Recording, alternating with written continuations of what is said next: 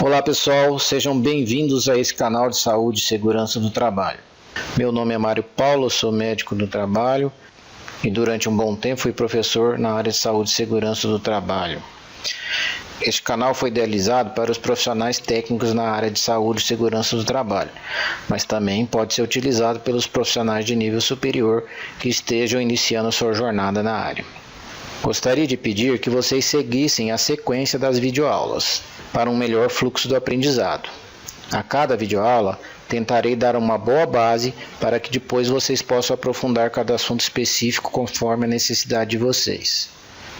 Como qualquer outro canal do YouTube, você pode fazer sua inscrição gratuitamente, bastando para isso clicar no ícone inscrever-se no canto esquerdo abaixo desse vídeo.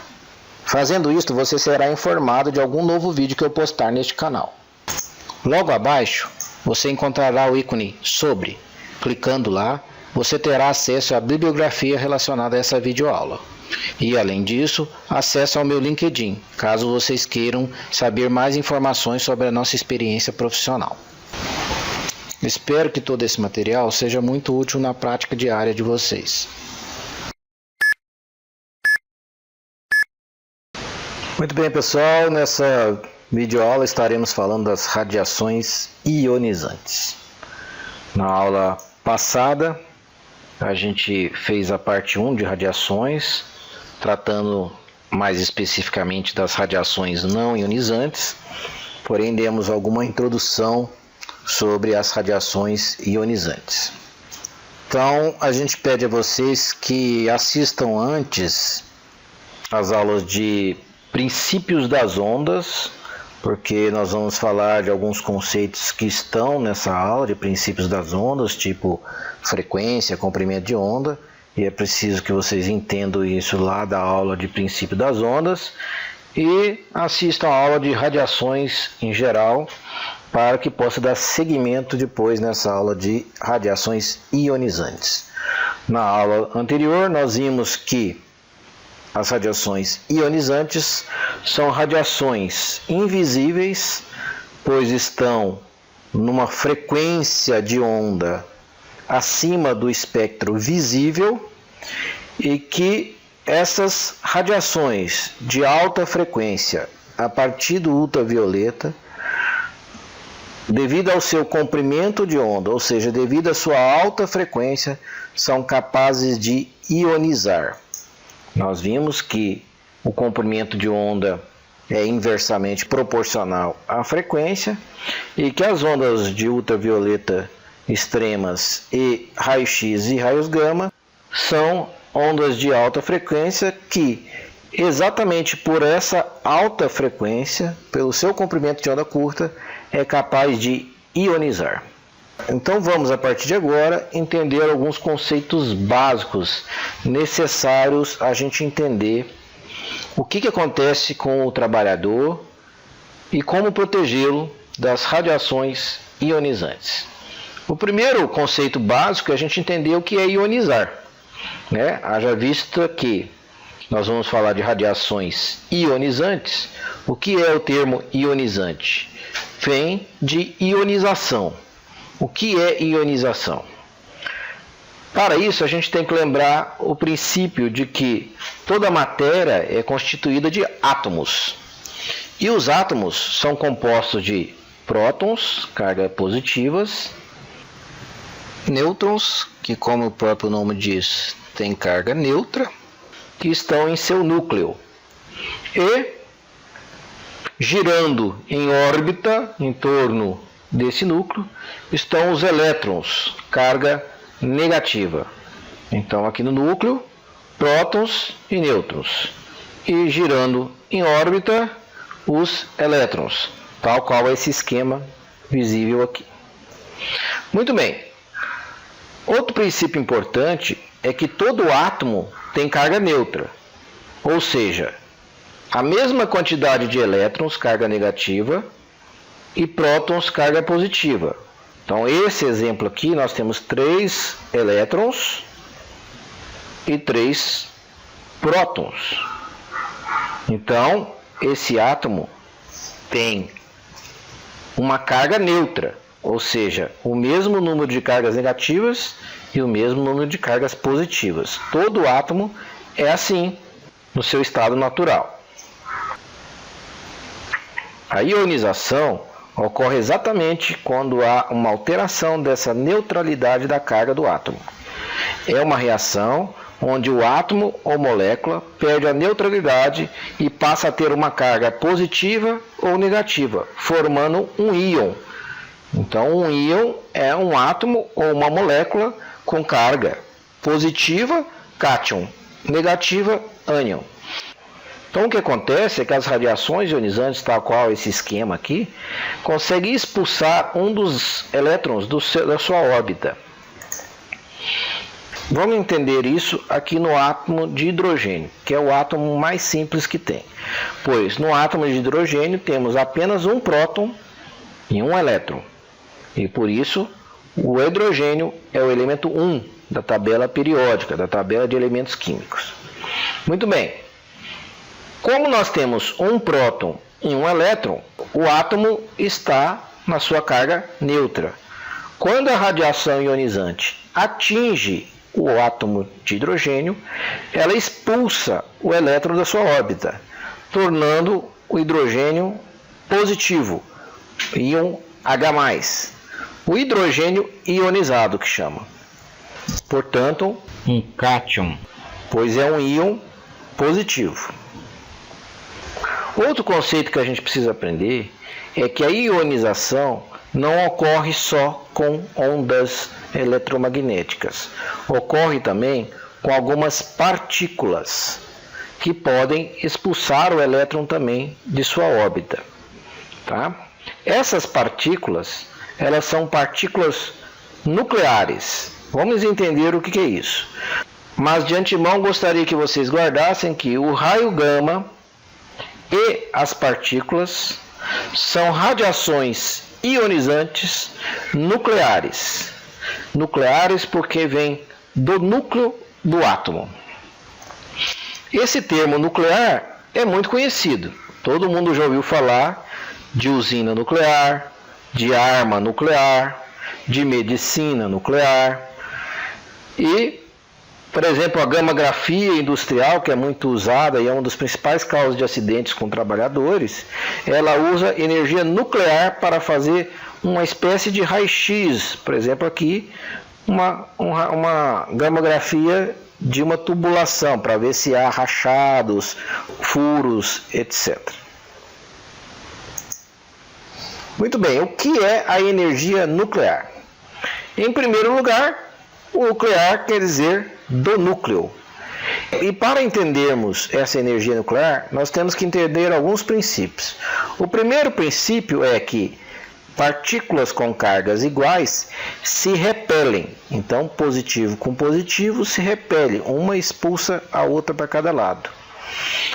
Isso, então, tende a ocorrer no átomo, pois nós vimos que no núcleo nós temos nêutrons e prótons. Estas cargas positivas tendem a expulsar uma outra, pois as duas são positivas. Isso não ocorre porque os nêutrons garantem a estabilidade do núcleo. Elas impedem essa repulsão entre os prótons. Outro conceito que a gente precisa ter é que o número do elemento químico ele é representado pelo número de prótons que esse elemento tenha. Então, por exemplo, o hidrogênio, nós vimos que ele tem um próton. Então, o hidrogênio é o elemento número 1. O hélio tem 2 prótons, 2 partículas positivas. Então, o hélio é o elemento número 2. Quanto maior o número desse elemento químico, maior o número de prótons. E aí, quando a quantidade de prótons está muito grande, há uma tendência maior desses prótons, dessas partículas positivas, se repelirem umas às outras. E isso torna o núcleo instável. Então, quanto maior o número de prótons, maiores as forças de repulsão entre uma partícula e outra. Uma quer expulsar a outra. Esse núcleo vai se tornar bastante instável. olhando a tabela periódica dos elementos químicos, nós vamos ver que o número 1 é o hidrogênio, como nós dissemos, ele tem apenas um próton. O 2 é o hélio, tem 2 prótons. Agora vejamos o césio. O césio é o 55, portanto tem 55 prótons, 55 cargas positivas no seu núcleo. Isso faz com que o césio tenha um núcleo muito instável, que a gente chama de núcleo radioativo. Vejam o urânio.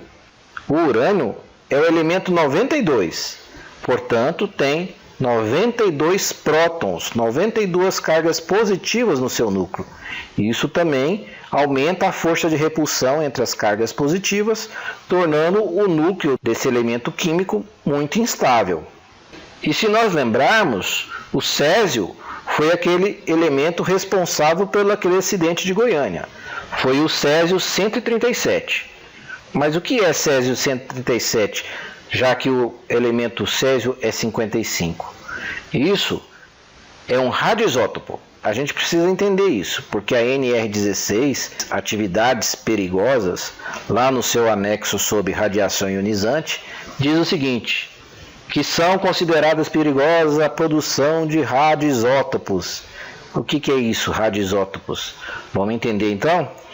Radioisótopos, gente, é quando o elemento químico tem variações de peso baseado no número de nêutrons. Lembrando que prótons será o que identifica o elemento químico. Então, o césio sempre terá 55 prótons. Então, césio 133, 55 prótons. Césio 134, 55 prótons. Césio 137, 55 prótons. O número de prótons não varia. O que varia é o número de nêutrons. Então, alguns isótopos, ou seja, alguns elementos químicos com variações de número de nêutrons, têm uma instabilidade maior do seu núcleo. Isso o torna mais radioativo. É o caso do césio 137, lá do acidente de Goiânia, há uns anos atrás. Nesse césio, nós temos 55 prótons, pois é um césio, e 82 nêutrons, totalizando uma massa de 137. Por isso, é o césio 137.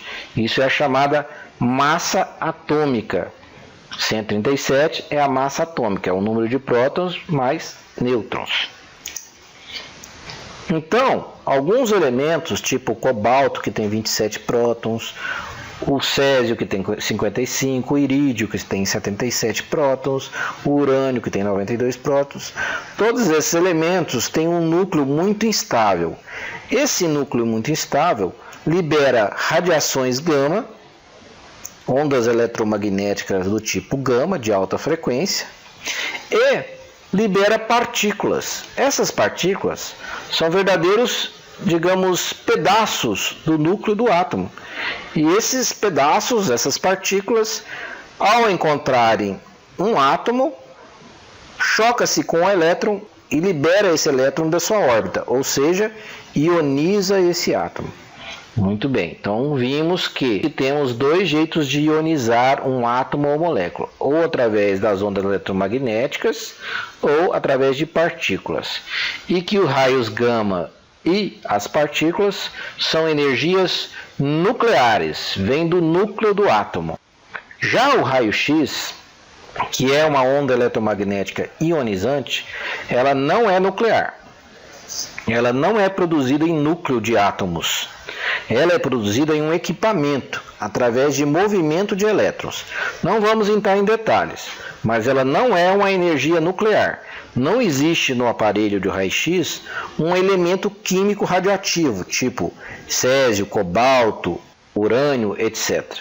O que existe é uma máquina que consegue movimentar elétrons e com isso gerar uma onda eletromagnética de alta frequência, e essa onda eletromagnética de alta frequência é capaz de ionizar. Quanto à penetração das radiações, é bom que a gente saiba que as partículas do tipo alfa, elas são paradas até por um papel. Já as partículas beta atravessam o papel e são paradas por um alumínio. O raio-x, como nós sabemos, atravessa o corpo humano, atravessa o alumínio, atravessa o aço e é parado numa parede de chumbo. Já o raios gama, até a parede de chumbo atravessa e às vezes precisa de uma espessura maior de chumbo e uma espessura maior de concreto para que seja neutralizada a potência dessa radiação. Importante lembrar também o conceito que nós vimos na aula passada, de que a radiação, assim como qualquer outra onda, ela perde potência na sua propagação. Vejam que a amplitude perto da fonte é grande e vai perdendo potência até a amplitude ficar baixa, longe da fonte. Então, o indivíduo que está próximo da fonte de radiação tem exposição a uma radiação intensa, de grande amplitude, enquanto longe da fonte, a potência da radiação é baixa.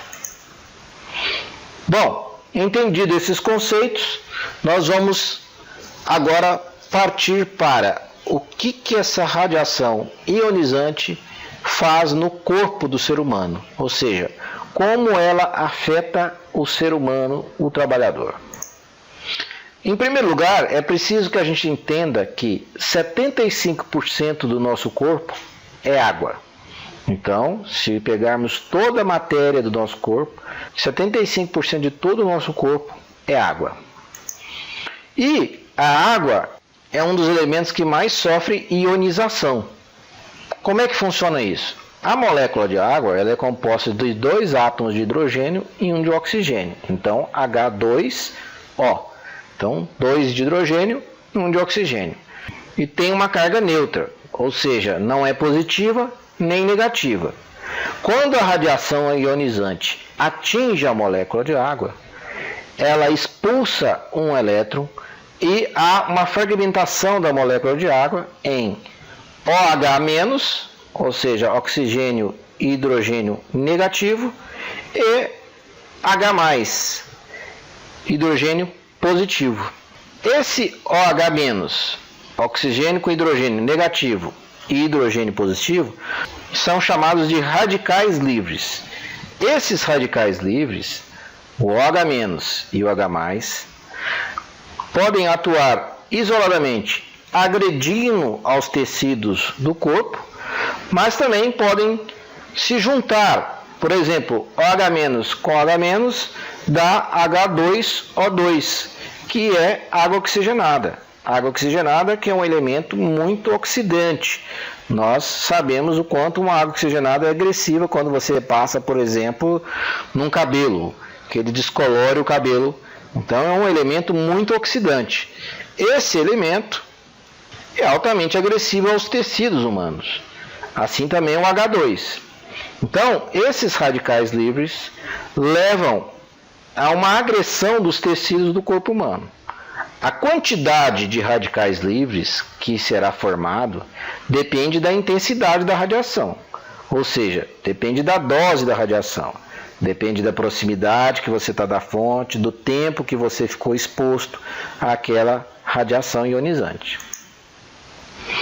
Muito bem, para a gente entender o que acontece no corpo com essas radiações ionizantes, é muito importante a gente lembrar a célula básica do corpo humano. A célula, ela contém uma membrana externa, um interior aquoso chamado citoplasma, onde tem grande quantidade de água, onde ficam as organelas das células, mitocôndrios, etc. E um núcleo, esse núcleo também, onde tem uma grande quantidade de água. E dentro do núcleo, nós temos lá o nosso material genético, os cromossomos ou os nossos DNAs. Então, mais uma vez, aqui mostrando o núcleo da célula. Dentro do núcleo da célula nós temos o cromossomo, que é composto do nosso DNA, ou seja, do nosso material genético. As radiações ionizantes, elas atuam de 2 maneiras no DNA. Elas atuam diretamente ionizando a molécula do DNA, ou elas atuam na água lá dentro do núcleo, e esses radicais livres gerados da ionização da água agridem a molécula do DNA. Como nós vimos que a gravidade da lesão vai depender do tanto de radical livre formado, ou seja, do tempo de exposição e da potência da radiação, essa agressão ao DNA poderá ser desde leve até grave. Então, há uma lesão do DNA, essa lesão cromossômica poderá gerar alterações do cromossomo, mutações do cromossomo, deleções do cromossomo, perda de parte do cromossomo, até a destruição total do cromossomo, até a destruição total do DNA. Precisamos lembrar também que o nosso corpo está sempre a multiplicar células. As células se dividem diariamente numa grande quantidade. Para vocês terem ideia, o nosso corpo produz trilhões de células por dia, cerca de 400 trilhões. E aí, como exemplo, nós temos o sangue. Para vocês terem ideia, o sangue leva 120 dias para trocar totalmente. Então, em 4 meses, o sangue que está no seu corpo hoje não existe mais, já está totalmente renovado. A pele leva 30 dias para trocar totalmente. Então, a pele de hoje do seu corpo não existe mais daqui 30 dias. E as células intestinais são mais rápidas ainda. Em 7 dias, elas estão trocadas. Muito bem, para a gente ter noção do grau de renovação celular, vamos pegar o exemplo do sangue. Nós, seres humanos, temos em média 5 litros de sangue circulando no nosso corpo. Cada ml de sangue contém 5 milhões de glóbulos vermelhos e 10 mil glóbulos brancos. O sangue se renova por completo em 120 dias. Portanto, em torno de 40 ml do sangue é renovado por dia. Se a gente multiplicar 40 ml por dia vezes 5 milhões vezes 10 mil, nós teremos 200 milhões de glóbulos vermelhos novos por dia no sangue e 400 mil glóbulos brancos novos por dia no nosso sangue. E essa renovação celular, essa multiplicação celular, ela ocorre com a divisão do núcleo, onde está o nosso material genético. Então, se vocês lembrarem da divisão celular, a gente lembra que há uma divisão do núcleo, para que cada célula tenha o seu núcleo. Portanto, há uma divisão do material genético. Esse material genético da célula-mãe, vamos dizer assim, se ele estiver com o cromossomo alterado, por exemplo, aqui uma mutação cromossômica, se houver essa mutação, as células filhas também terão esse mesmo defeito. Então, o núcleo carregará o mesmo defeito genético. Então, a lesão do DNA causada pelas radiações ionizantes pode levar a uma série de efeitos, depende da gravidade da agressão a esse cromossomo, a esse material de DNA. Se a lesão for muito grave, a célula vai morrer. Se a lesão for pequena, tipo uma mutação, tipo uma deleção do cromossomo, essa célula vai ficar com esse material genético com problema, com um defeito no cromossomo. E isso pode levar, por exemplo, à formação de crianças com problemas genéticos. Aqui nós temos uma imagem de uma criança vítima de pais que sofreram com a radiação ionizante de Chernobyl. Chernobyl, vocês lembram que foi aquela usina nuclear que teve um acidente lá na Rússia. E as alterações cromossômicas podem levar a criar uma célula com defeito que se multiplica sem controle. Isso é o câncer. Então, o câncer é causado por alterações do material genético e esse material genético começa a gerar uma célula defeituosa que se multiplica com uma velocidade muito grande sem controle.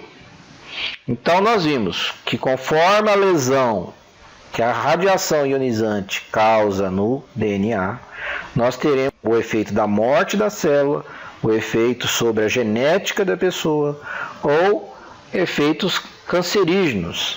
Isso é muito importante para que a gente possa entender as doenças que os trabalhadores podem vir a ter com a exposição à radiação ionizante. Outra informação importante que a gente precisa saber é que alguns tecidos, ou seja, alguns órgãos do nosso corpo, são mais sensíveis à radiação ionizante do que outras. Então, células troncos da medula óssea são muito sensíveis à radiação. Células hematopoéticas, também da medula óssea, são altamente sensíveis à radiação. Isso aqui vai explicar para a gente por que muitas doenças ocorrem na medula óssea. Mas o que é medula óssea? Vamos lembrar? Medula óssea é um tecido que fica dentro do osso, por isso que chama óssea, né? E essa medula óssea ela está dentro dos grandes ossos do corpo. Então, aqui no externo, no úmero, no fêmur, na bacia. E essa medula óssea é que fabrica o sangue. A gente não deve confundir medula óssea com medula espinhal, que é aquela medula que fica dentro da coluna e que leva os impulsos elétricos. E quando o indivíduo quebra a coluna, paralisa a perna. Essa é a medula espinhal, vem lá do cérebro. Essa medula óssea, ela está dentro dos ossos grandes do corpo. E ela é que fabrica o sangue. Então aqui, dentro de um fêmur, nós estamos vendo aqui a medula óssea, que leigamente é conhecida aí às vezes por tutano. Então, essa medula óssea, nela tem a famosa célula tronco, que é muito falada hoje em dia. A célula tronco da medula óssea, ela é que vai se dividir e dar origem aos glóbulos vermelhos, aos glóbulos brancos e às plaquetas do sangue. Então, o nosso sangue é formado através da célula tronco da medula óssea. Os glóbulos vermelhos são as células responsáveis por carregar oxigênio e gás carbônico no nosso sangue. As células brancas, que tem vários tipos, elas são responsáveis pela defesa do corpo. E as plaquetas fazem parte da coagulação do sangue. Muito bem, as células tronco e as células brancas, elas têm núcleo, ou seja, elas têm material genético, elas têm DNA. Já os glóbulos vermelhos e plaquetas não. Isso explica por que essas células brancas e a célula tronco da medula são sensíveis à radiação. Nós vimos que a radiação atua no núcleo, no DNA. E essa célula vermelha e as plaquetas não têm núcleo.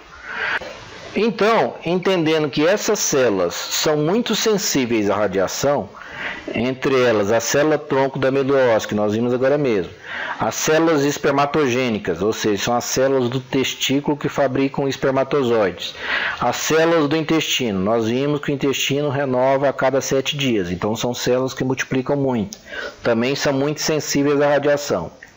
As células hematopoéticas da medula óssea. Hematopoéticas são as células que fabricam o sangue.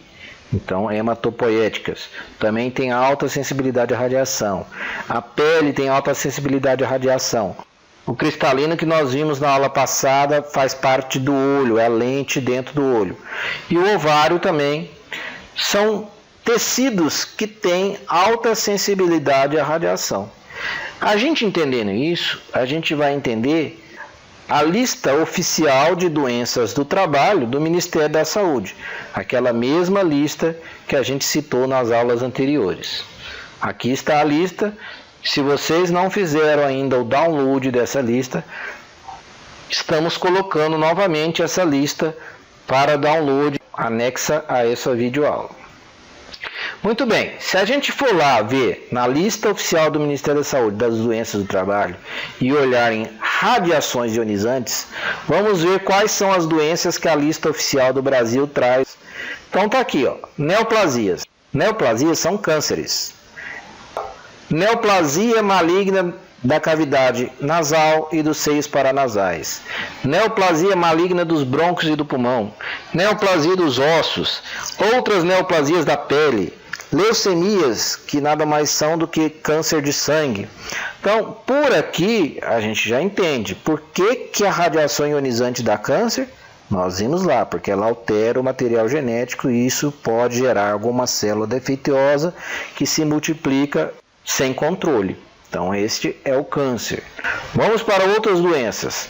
Então, doenças da medula e do sangue. Olha lá, síndrome mielodisplásica. Esse nome esquisito é alteração da medula óssea. Anemia plástica, que é um tipo de anemia causado pela medula.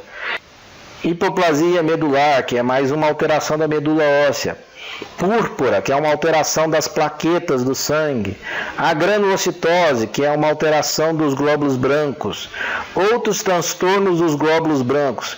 Então, tudo isso aqui dá para a gente entender, porque a gente viu que as células do tronco da medula, que fabricam os glóbulos brancos, vermelhos e plaquetas, têm alta sensibilidade. Portanto, teremos muitas doenças da medula e do sangue causadas pelas radiações ionizantes. Vimos que o olho também é sensível à radiação ionizante. Então, veremos lá blefarite, que é a inflamação das pálpebras, conjuntivite, ceratoconjuntivite, ceratite, catarata. Todas essas doenças nós vimos na aula passada e explicamos o que são essas doenças na aula de radiações não ionizantes. Mas aqui as radiações ionizantes também alteram o olho. Seguindo com a mesma lista de doenças das radiações ionizantes, nós temos doenças do intestino, gastroenterite e colite tóxica. Nós vimos que uma das células mais sensíveis à radiação é a célula do intestino. Então, exatamente por isso dá gastroenterite e colite. As células da pele também são muito agredidas pela radiação ionizante. Então, podemos ter radiodermite, radiodermatite aguda, radiodermatite crônica, radiodermatite não especificada, etc. Os testículos, nós vimos que uma das células também mais sensíveis à radiação ionizante são os testículos. Então isso pode levar a uma destruição das células que fabricam o esperma e causar infertilidade masculina. E síndrome aguda da radiação são os efeitos de uma grande quantidade de radiação que alteram vários tecidos ao mesmo tempo de maneira aguda. Vamos então agora ver algumas dessas doenças lá da lista. Aqui nós temos um indivíduo que teve uma exposição a uma radiação intensa por uma fonte de gamma-grafia. Veja que nas primeiras horas aí ele tem uma queimadura bastante vermelho causada pela radiação, uma radiodermite, e posteriormente evolui com uma grave necrose, uma grave ferida com morte das células da pele. Enfim, semelhante a uma grave queimadura da pele. Essa é uma lesão grave que demora muito tempo para cicatrizar, se cicatrizar. Então, uma lesão grave de pele. Aqui nós temos uma das pessoas que foram vítimas do Césio-137 em Goiânia. Veja que aqui ele tem uma sequela da lesão da pele que ele teve, perda dos dedos. Então, uma vítima da exposição ao Césio-137 de Goiânia.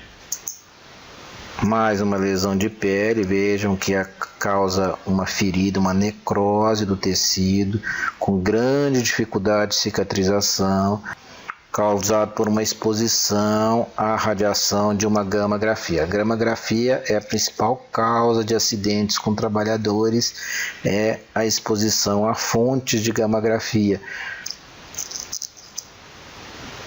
Síndrome de radiação aguda. Síndrome de radiação aguda, como dissemos agora mesmo, é quando o indivíduo se expõe o corpo todo a uma grande quantidade de radiação e isso tem efeito sobre múltiplos tecidos. E aí vai ocorrer principalmente, como está pegando o corpo todo, principalmente vai atingir as células mais sensíveis. Então, na síndrome de radiação aguda, nós temos 3 fases. A fase inicial, com náuseas, vômitos e mal-estar. A fase de latência, que a pessoa fica com poucos sintomas. E aí vem a fase clínica da síndrome em si, onde tem principalmente alterações do sangue. Nós vimos por quê? Porque as células do sangue da medula óssea são muito sensíveis, então há uma baixa dos glóbulos brancos. Nós vimos que os glóbulos brancos, por ter núcleo, têm uma grande sensibilidade, então destrói os glóbulos brancos. Isso dá uma baixa imunidade, ou seja, a defesa do corpo, como ela é feita pelos glóbulos brancos, cai muito. Ocorre febre, começa a ter infecções, porque nós não temos os glóbulos brancos, então as infecções aparecem, hemorragias por deficiência das plaquetas, que nós vimos também, são fabricadas na medula óssea. A mucosa intestinal nós vimos que é muito sensível, então o indivíduo começa a ter diarreia grave, com sangue, vômito, extensão da barriga. A pele, cai os pelos, nós vimos que a pele é uma das células mais sensíveis. Então aqui nós temos um caso de síndrome de radiação aguda. Esse russo saiu em várias revistas do mundo inteiro, contaminado por polônio 210, uma morte que ocorreu em 3 semanas. Veja que ele perdeu os pelos e começou a ter a síndrome, ou seja, alterações intestinais, alterações do sangue, com infecções, etc. Aqui também as vítimas do Césio 137, veja que o indivíduo perdeu o pelo e foram a óbito. Essa criança, esse rapaz foram a óbito em função da síndrome de radiação aguda. Então a síndrome de radiação aguda ocorre quando o indivíduo está exposto o corpo todo a uma intensa quantidade de radiação. E aí agora dá para a gente entender por que a NR7, o PCMSO, lá no seu quadro 2, como único exame para quem está exposto a radiações ionizantes, pede hemograma completo com contagem de plaquetas. Pede para fazer no admissional e a cada 6 meses. Ora, nós vimos que o sangue é um dos tecidos mais sensíveis às radiações ionizantes. Portanto, fazer o hemograma semestral nos dá um parâmetro de alterações possíveis causadas pelas radiações ionizantes, em especial nos glóbulos brancos. Então, a gente deve estar muito atento aos glóbulos brancos quando faz o hemograma de trabalhadores expostos a radiações ionizantes.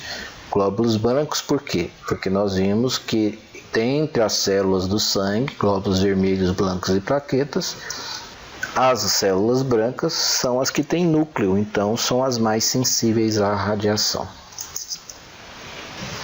Muito bem, agora sabemos o que é ionização, sabemos o que são radiações ionizantes, sabemos que temos tipos de radiações ionizantes que são ondas eletromagnéticas, que são raio-x e raios gama. Sabemos que algumas radiações ionizantes são partículas nucleares. Sabemos que a água, quando ionizada, forma radicais livres e que esses radicais livres e também a própria radiação ionizante pode lesar o DNA, ou seja, o cromossomo das células. E sabemos quais as doenças advindas da exposição às radiações ionizantes. Então, agora diante desse conhecimento, vamos então à prática em SST. Então nós vamos ver agora o PPRA com as fontes e a utilização da radiação ionizante, qual é o meio de propagação, os limites de exposição à radiação ionizante, como fazer para a proteção coletiva e individual dos trabalhadores. Vamos fazer o PCMSO, sabendo como fazer o controle da saúde dos trabalhadores expostos à radiação ionizante e outros. Vamos ver o adicional de insalubridade, periculosidade, aposentadoria especial, etc. PPRA, fontes geradoras. Quais são as fontes de radiação ionizante? Apesar de nós vimos casos graves aí de radiações ionizantes e que realmente elas são muito prejudiciais ao organismo, nós estamos expostos diariamente a quantidades mínimas de radiação ionizante. O gás radônico que nos circunda tem radiação ionizante, comidas têm radiação ionizante, raios cósmicos que chegam até a Terra, o próprio solo tem radiações ionizantes. E o maior problema nosso, das ocupacionais, estão nas fontes artificiais de radiação ionizante. Essas radiações ionizantes artificiais, a principal delas está na atividade médica, representa a imensa maioria das fontes de radiação ionizante. Para citar o exemplo mais comum, o raio-x. Mas temos também as fontes de energia nuclear, então usinas nucleares para produzir energia, testes de bomba atômica e etc, etc. Para a gente entender essas fontes geradoras, para a gente colocar no PPRA, vamos seguir a sequência da NR16 lá no seu anexo de radiações ionizantes. Em primeiro lugar, produção, utilização e processamento, etc. Então tá lá. Produção, utilização, processamento, transporte, guarda e estocagem de manuseio de materiais radioativos, selados ou não selados, de estado físico e forma química quaisquer, naturais ou artificiais. Então, qualquer atividade dessa que produz, transporta ou utiliza material radioativo, então, são situações de exposição dos trabalhadores a radiações ionizantes. Item 2. Atividades de operação e manutenção de reatores nucleares. Reatores nucleares nós vamos ter nas usinas de produção de energia nuclear. Então aqui nós temos uma foto de Angra 2 aqui no Brasil, da eletronuclear. Então aqui outra foto também da usina de Angra para os trabalhadores que trabalham dentro da usina. Item 3. Atividades de operação e manutenção de aceleradores de partículas. Aceleradores de partículas, gente, são equipamentos semelhantes a esse, então, que emitem feixes de partículas nucleares, como aquelas partículas que nós vimos, que são ionizantes, e eles são usados, então, na radioterapia do tratamento do câncer. Ué, mas a radiação ionizante não dá câncer?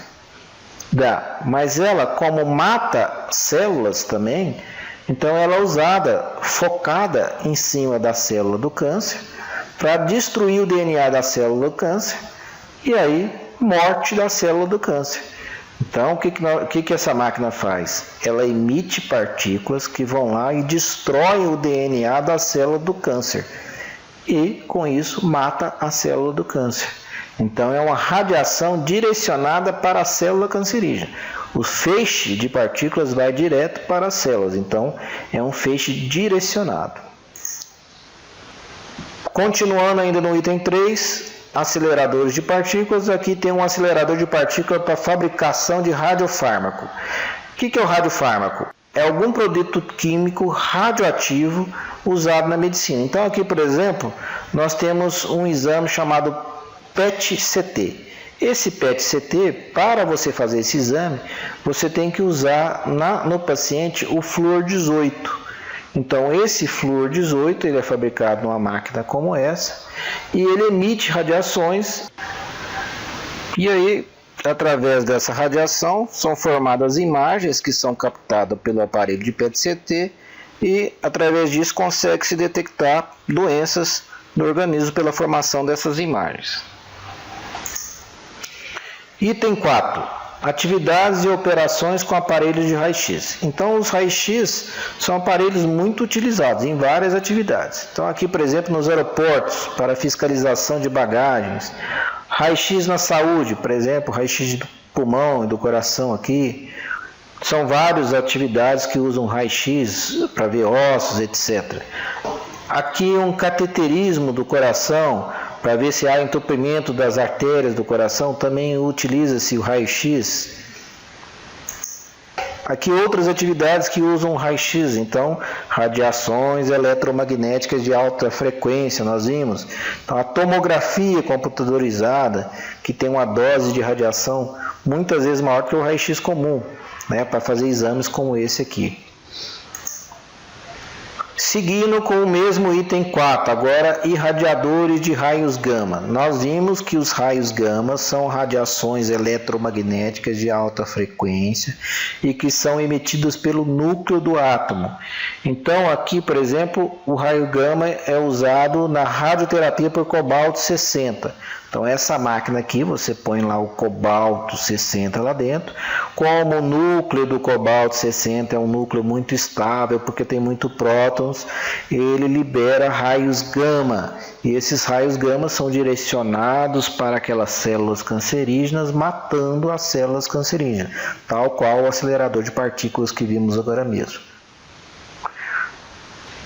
Nós vimos que os raios gamas então matam as células pela sua radiação, né? Então aqui ele é usado para matar a célula do câncer e aqui na esterilização de material médico e de alimentos, eles são usados para matar micróbios. Uma das utilizações dos raios gama é esterilização de material médico e esterilização de alimentos, fazendo com que esses alimentos estejam livres de micróbios e com isso tenham uma durabilidade maior.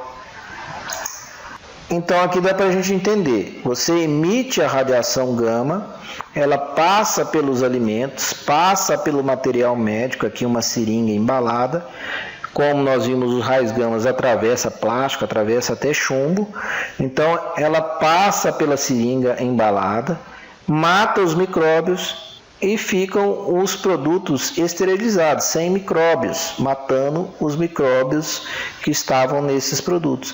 Então, é uma esterilização. E isso é importante a gente conhecer a diferença entre irradiação, que é o que foi feito aqui para matar os micróbios, e contaminação. Contaminação seria, por exemplo, se o irídio 192 que está dando essa radiação caísse e contaminasse o alimento. Então, aí a radiação seria permanente dos alimentos. Aí os alimentos estariam contaminados. Não é isso que acontece. O irídio está lá dentro da máquina, a radiação passa, e quando você fecha o irídio novamente dentro da máquina, a radiação para. O alimento não fica contaminado. Então, seguindo com as atividades que tem radiação gama, nós já vimos algumas atividades com radiação gama, agora a gamografia. Gamografia é um tipo de imagem formados com raios gamas, semelhante às radiografias feitas com raio-x, muito utilizado nas indústrias e é a principal causa de acidentes com trabalhadores. Então, no aparelho de gamografia, você coloca uma fonte radioativa, pode ser o césio 137, o irídio 192, dentro dessa máquina, e essa máquina então vai emitir a radiação, e essa radiação vai formar imagens, radiografias de estruturas. Então, por exemplo, aqui você está vendo uma tubulação, aqui você está vendo uma tubulação com um pequeno rachado. Então, a gamografia é utilizada para ver pequenos defeitos, para ver pequenos trincados em estruturas. E é a principal causa, então, de acidentes com trabalhadores. Então, aqui nós temos 2 trabalhadores trabalhando com gamografia, para ver essa tubulação, como é que ela está. E aqui um acidente com gamografia, na perna do indivíduo. Vejam a ferida enorme, que ocorreu em função da exposição à radiação ionizante. Aqui outros casos, vejam, esse indivíduo se expôs a uma radiação da gamografia intensa. O primeiro, segundo e terceiro dedos desta mão sofreram intensa queimadura por radiação ionizante e teve que haver uma amputação, isso também por gamografia. Seguindo com as fontes emissoras de radiação ionizante, radiação beta. Radiação beta é muito comumente utilizado na medicina.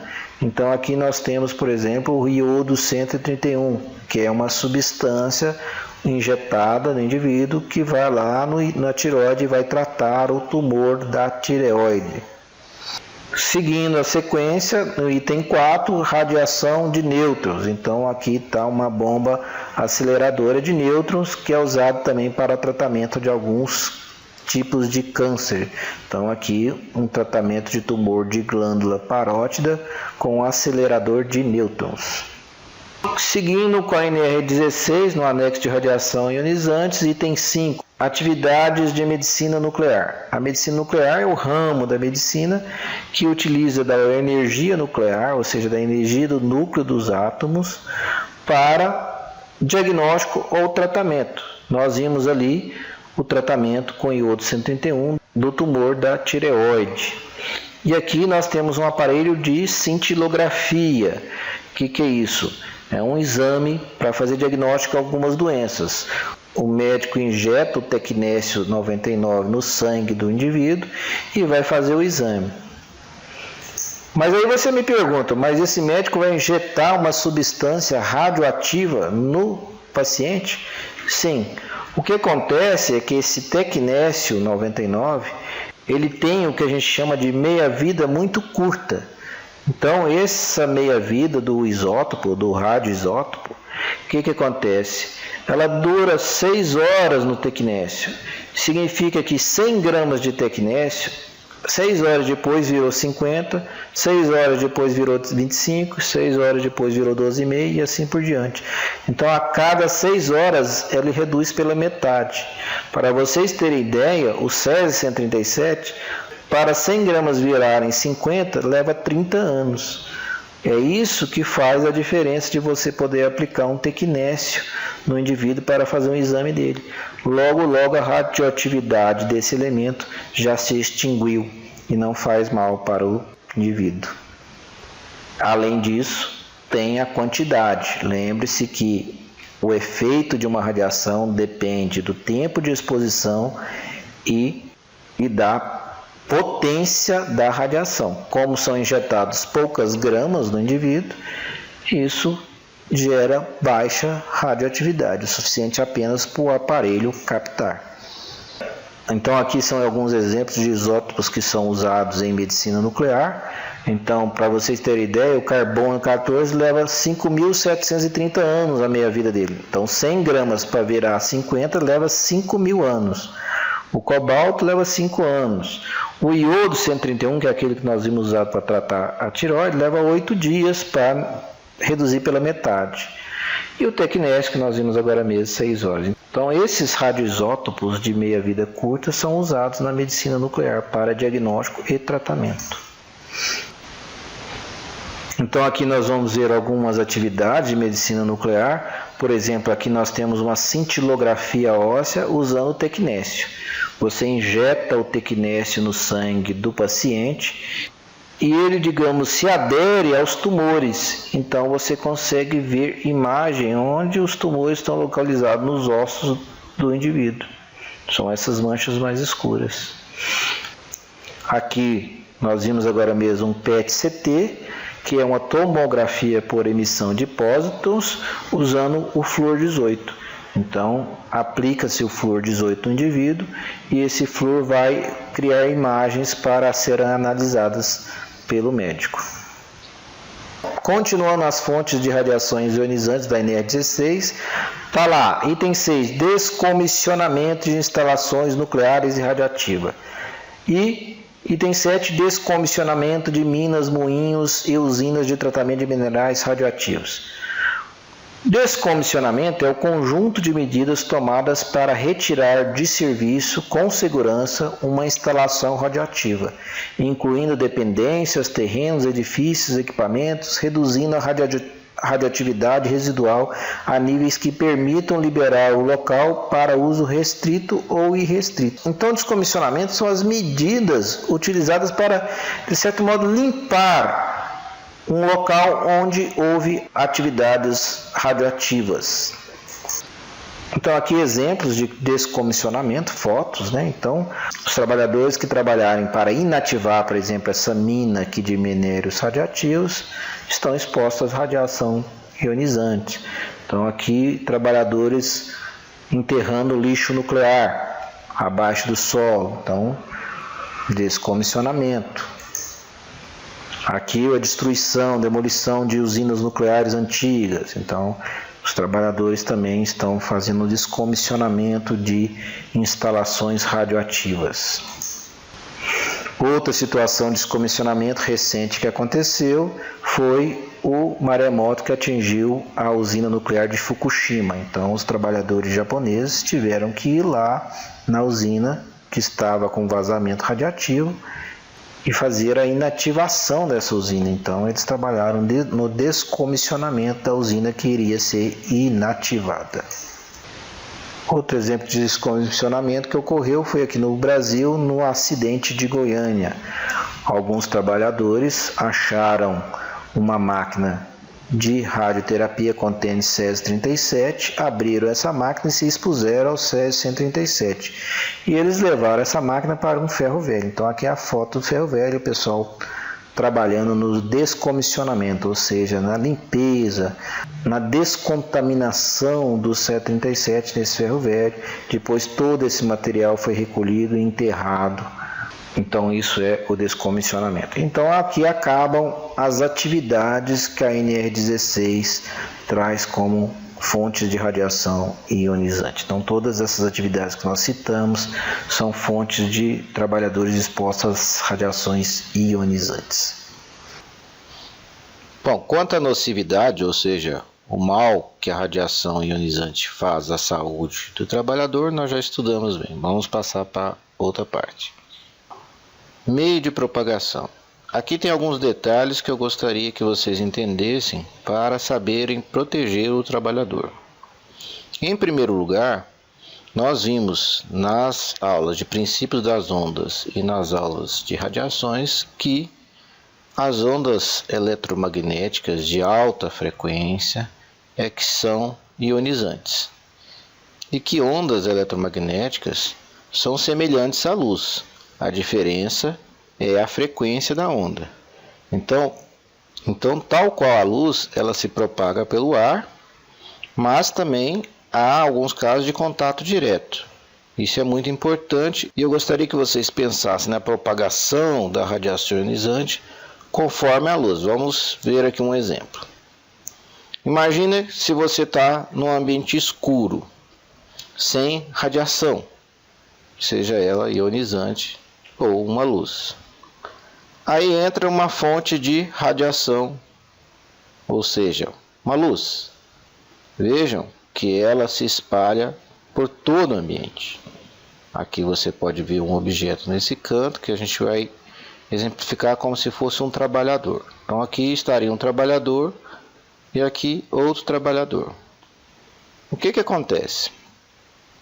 Em muitos casos, exatamente porque a radiação ionizante se comporta como a luz, ou seja, emite radiações espalhadas, há a utilização de um colimador. O que é o colimador?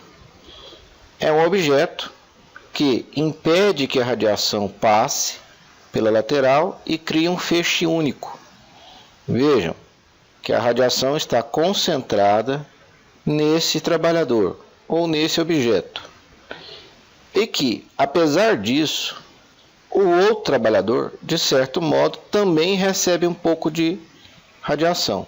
Vejam que quando estava totalmente escuro, sem radiação nenhuma, você nem via o trabalhador, nem via esse objeto. Então, não é que quem está fora do feixe não esteja recebendo radiação. Recebe radiação em menor intensidade. Então, isso é o chamado colimador. E nós vamos ver que esse colimador é muito utilizado. Então, é o caso daqueles aparelhos que nós vimos. Por exemplo, quando você vai fazer um raio-x, existe um colimador, de modo que a potência maior da radiação ionizante vai para o paciente que está sendo radiografado. Mas isso não quer dizer que não há nenhum escape de radiação ionizante para o ambiente. Portanto, se o trabalhador que opera o raio-x estiver aqui, ele está recebendo a radiação em menor quantidade que a do paciente, porém também está recebendo radiação. A mesma coisa aquela radioterapia que nós vimos com o cobalto. Então aqui está produzindo raios gamas e partículas do núcleo do cobalto num feixe mais concentrado no paciente e na região onde está o tumor. Porém, a sala onde está sendo feito também tem a presença da radiação em menor quantidade. Outra situação de meio de propagação é quando o indivíduo tem contato direto com a fonte. E aqui nós temos a bracterapia, que é um tipo de tratamento de câncer onde você coloca essas agulhas impregnadas de material radioativo para que ela possa liberar radioatividade no local do câncer e ir matando as células cancerígenas. Vejam que aqui você está tendo um contato direto à mão do trabalhador com o material radioativo, quer dizer, então está muito próximo, está usando uma pinça aí. E muitos dos acidentes de trabalho nós vimos que é com gammagrafia. Nesse caso aqui, o trabalhador teve contato direto com uma fonte de gammagrafia. Nós vamos entender o que é essa fonte, né? Quando você entra em contato direto com a fonte. O acidente de Goiânia também, a pessoa manipulou o césio, né?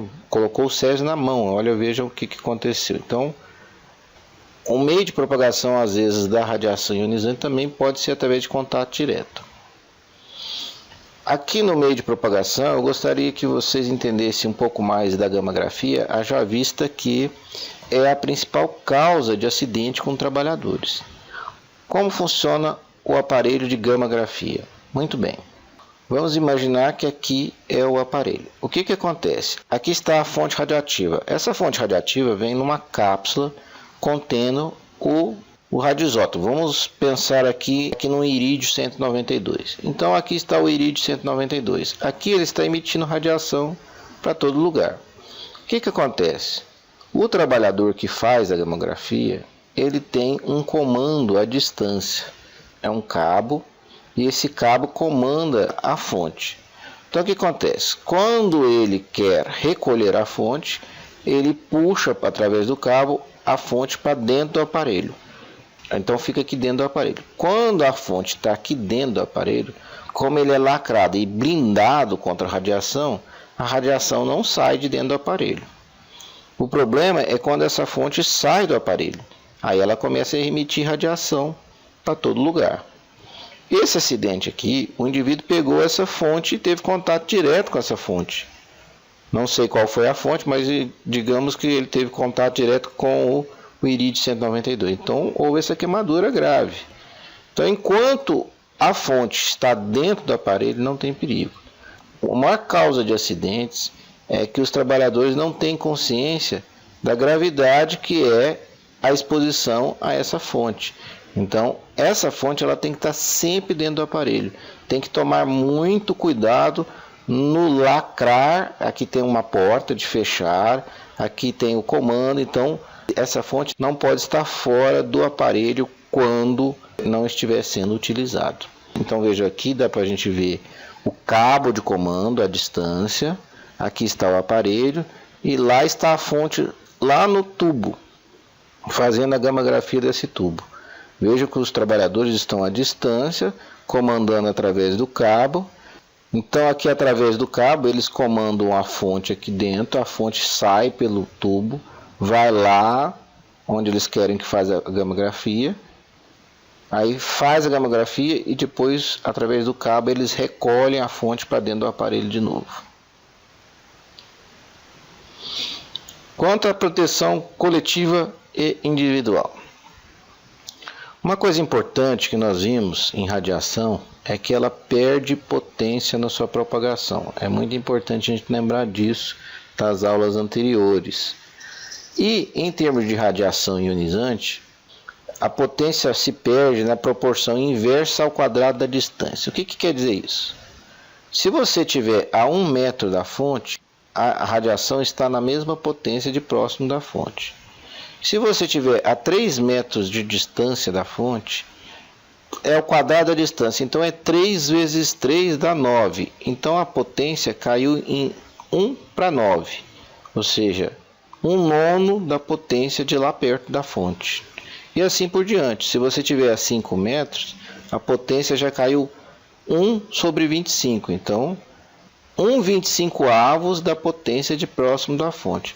Ou seja, então manter o trabalhador longe da fonte de radiação é importantíssimo. E é por isso que na gammagrafia você usa aquele cabo de comando, a distância da onde a fonte vai atuar.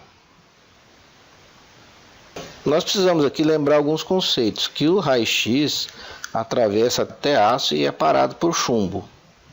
O raio gama atravessa aço, chumbo e às vezes precisa de uma parede de concreto para que haja atenuação dessa radiação.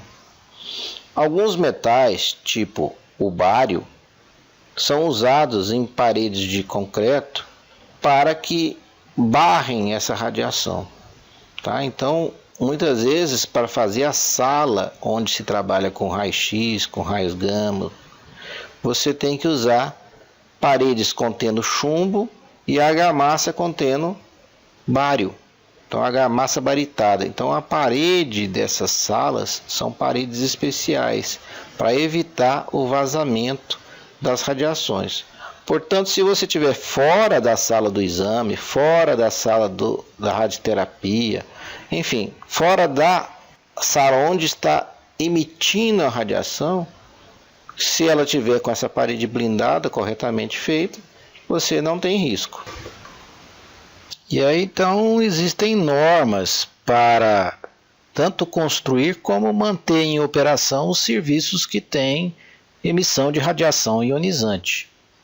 Então, a Comissão Nacional de Energia Nuclear tem as diretrizes básicas de proteção radiológica. Nós estamos deixando esse material para download. A Anvisa também tem regulamento técnico que estabelece diretrizes básicas de proteção radiológica, radiodiagnóstico médico, odontológico, enfim. E a nossa NR32, que é sobre segurança e saúde no trabalho em serviço de saúde, lá no seu item 32.4.2 diz: é obrigatório manter no local de trabalho e à disposição da inspeção do trabalho o plano de proteção radiológica, aprovado pela Comissão Nacional de Energia Nuclear, e para serviço de radiodiagnóstico aprovado pela Vigilância Sanitária, conforme essas portarias e as diretrizes do CNEM. Então, lá na NR32, no item 32.4, das radiações ionizantes, você tem o item referente à medicina nuclear, que nós vimos o que é, referente à radioterapia, referente à braquiterapia, que são aquelas terapias com as agulhinhas lá, o radiodiagnóstico médico, portanto, raio-x, tomografia, etc., o radiodiagnóstico odontológico, portanto, raio-x odontológico, etc. Então, é importante para quem for trabalhar com essa área conhecer bem a NR32 e essas normas e diretrizes do CNEM e da Anvisa que estão disponíveis para download junto a essa videoaula. Então, dentro dessa proteção coletiva, como nós vimos, o projeto arquitetônico e de engenharia tem que ser próprio para trabalhos com material radioativo, tendo blindagem do piso, das paredes e fácil descontaminação. Então, se houver algum vazamento de material radioativo, você tem que ser uma parede de fácil limpeza desse material. Projeto de radioproteção específico, deve ser mantida a cópia, né, conforme a portaria 453 da Anvisa. Dentro do PPRA, na proteção coletiva também, você tem que ter o plano de proteção radiológica, conforme a NR32, o monitoramento da radioatividade, né, da dose de radiação naquela área. Então, nós temos aparelhos para medir isso, podemos ter monitoramento dessas radiações, enclausuramento de processo. Então, por exemplo, quando vai manipular radiofármacos, ter um enclausuramento do processo. Ainda dentro da proteção coletiva, fazer afastamento das gestantes, tem que fazer um remanejamento das grávidas para que elas não trabalhem expostos às radiações ionizantes. Nós vimos por quê, porque tem alterações genéticas. Isolamento e sinalização da área é muito importante, então luzes de advertência informando que está tendo emissão de radiação naquele momento, placas de sinalização, etc. Manutenção preventiva do equipamento, então é muito importante se fazer a manutenção no sentido de evitar vazamento de radiações, né? Esses aparelhos devem estar sempre com a manutenção em dia. Também dentro da proteção coletiva, nós podemos ter barreiras, biombos, portas que isolam a radiação não passa por esse biombo com película de chumbo. E medidas administrativas, minimizar ao máximo o tempo que o trabalhador fica exposto à radiação. Treinamento dos trabalhadores quanto à proteção diariamente, quanto ao plano de ação em caso de acidentes e registro obrigatório dessa proteção dos trabalhadores. Aqui, quanto à proteção individual, é preciso fazer um registro individual. Durante 30 anos você tem que ter isso, porque, como nós vimos, as radiações podem dar manifestações genéticas e câncer, que são manifestações às vezes tardias, demoram muitos anos para aparecer. Então é preciso que tenha esse registro guardado durante muitos anos. E aí nesse registro você vai ter a identificação do trabalhador que se expôs à radiação ionizante, quando ele foi admitido, quando ele saiu do emprego, o nome e endereço do responsável pelo programa de proteção radiológica naquele período que ele trabalhou, as funções que estão associadas às fontes de radiação, o registro das doses mensais, ou seja, quanto esteve a radiação no período que o trabalhador esteve exposto, os treinamentos, as capacitações realizadas com esses trabalhadores. Então é preciso ter esse registro individual durante 30 anos. Bom, dentro da proteção individual nós temos a dosimetria individual, que são equipamentos que vão dosar a quantidade de radiação que o trabalhador esteve exposto. Esses dosímetros podem ser em forma de crachá, em forma de anel, e esses dosímetros individuais devem ser calibrados e avaliados em laboratórios autorizados ou acreditados pela Comissão Nacional de Energia Nuclear.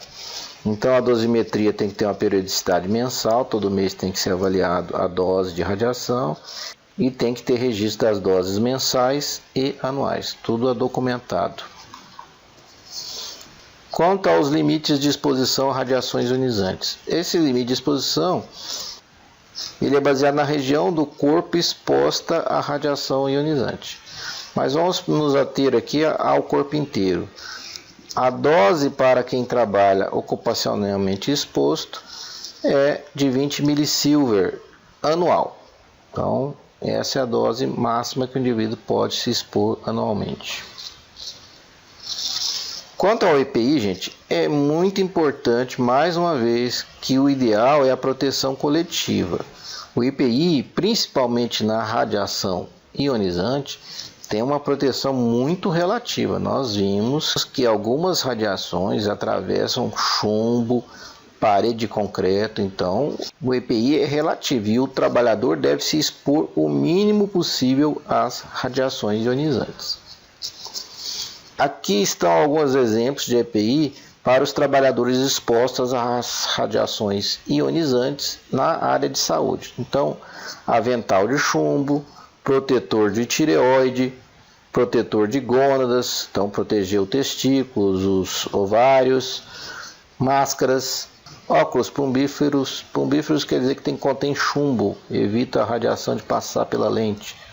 Luvas, seringas blindadas, então vai aplicar o radiofármaco, são seringas com metais que evitam que a radiação passe para a mão do trabalhador, etc. Então, uma série de EPIs para cada tipo de atividade na área de saúde. Para a exposição a fontes radioativas, então temos vestimenta de chumbo, vestimenta impermeável à contaminação, vestimenta com suprimento de ar, então para o indivíduo respirar um ar que não esteja contaminado, máscaras com filtros, óculos plumbíferos de novo, luvas, etc. Então, para cada situação específica, terá um equipamento de proteção individual próprio.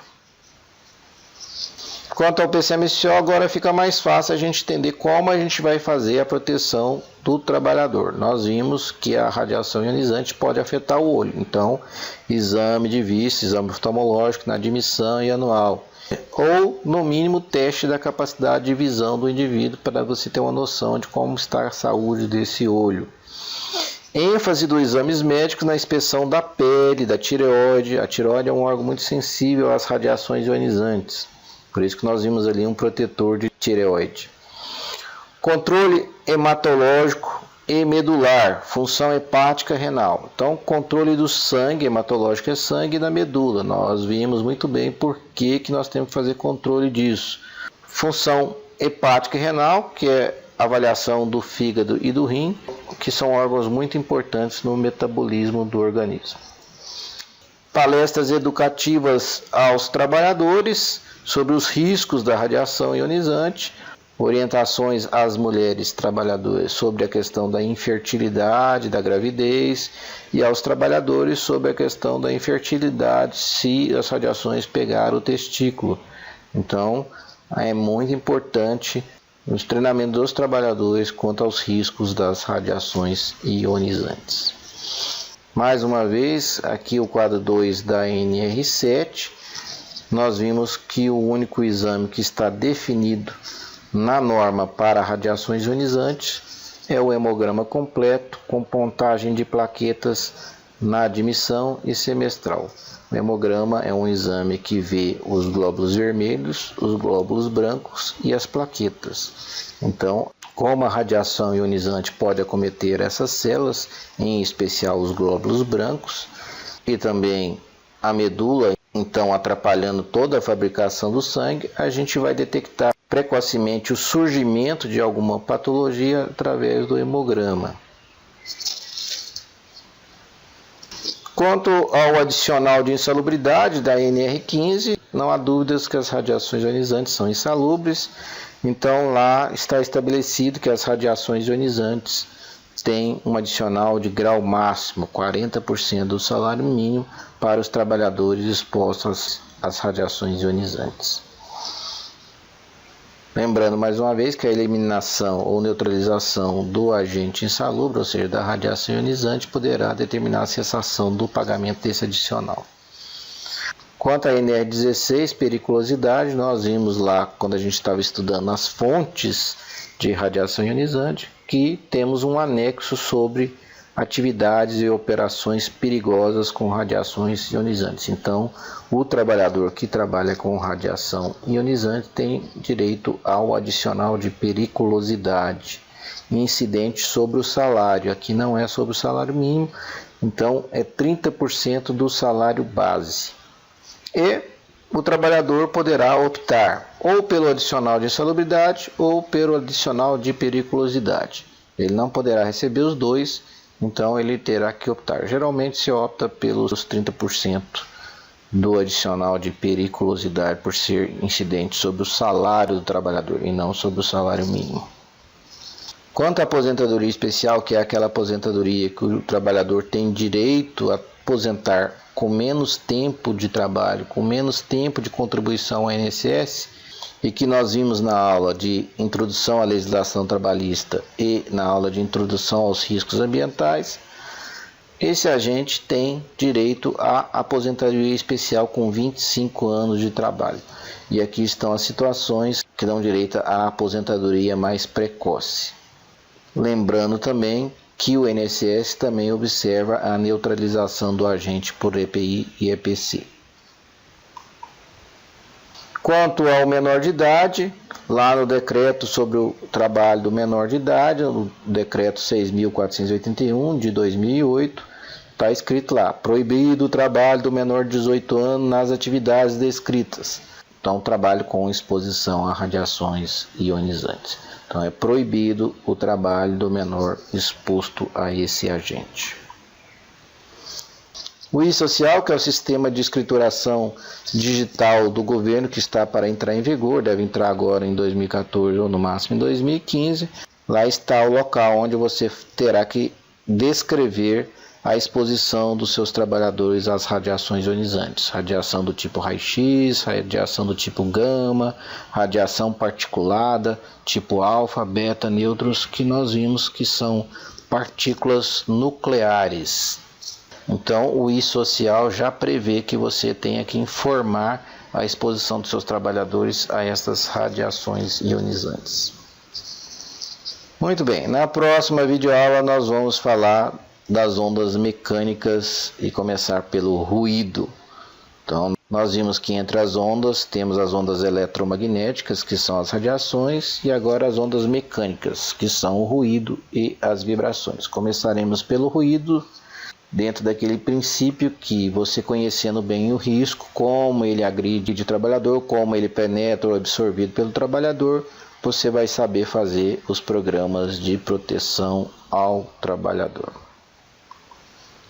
Muito obrigado, sei que a aula é extensa, o assunto é complexo, mas espero ter ajudado bastante com essa aula. Por favor, sigam a sequência para o melhor fluxo do aprendizado. Façam críticas, façam sugestões para que a gente possa aprimorar esse canal.